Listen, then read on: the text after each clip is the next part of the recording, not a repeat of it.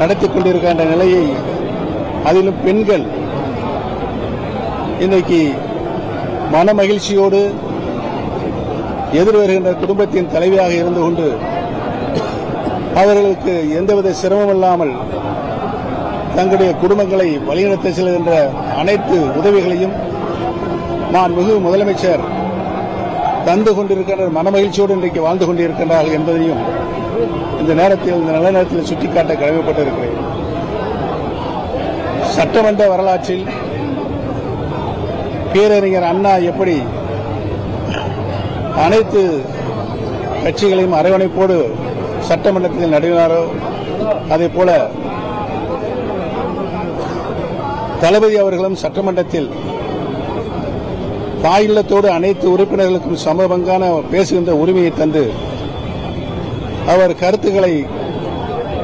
உன்னிப்பாக கவனித்து அதற்கு தக்க பதிலை அவர்கள் தருகின்ற பாங்கு இன்றைக்கு தமிழக மக்கள் அனைவரையும் கவர்ந்திருக்கிறது என்பதை நான் இந்த நல்ல நேரத்தை தெரிவித்துக் கொள்ள கடமைப்பட்டிருக்கிறேன். நடந்து முடிந்த நாடாளுமன்ற தேர்தலில் மகத்தான வெற்றி பெற்றிருக்கின்றது. அந்த முடிவின்படி தமிழக மக்கள் அனைவரும்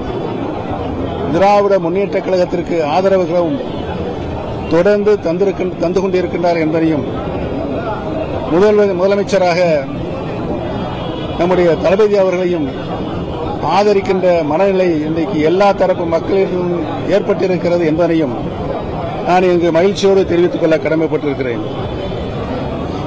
திராவிட இயக்கத்தின் நூற்றாண்டில் அதை அழிப்பதற்கான பல முயற்சிகள் எந்த சூழலில் எப்படி ஏற்பட்டாலும் அதை தடுத்து நிறுத்தி திராவிட இயக்கத்தை கட்டி காப்பதில் பேரறிஞர் அண்ணா, கலைஞர் அவர்களுடைய வழிநடத்திய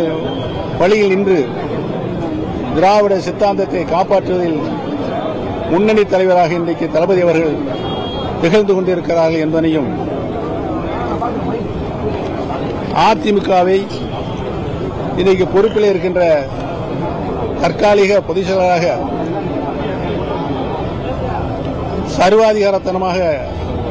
வீட்டிருக்கின்ற எடப்பாடி பழனிசாமி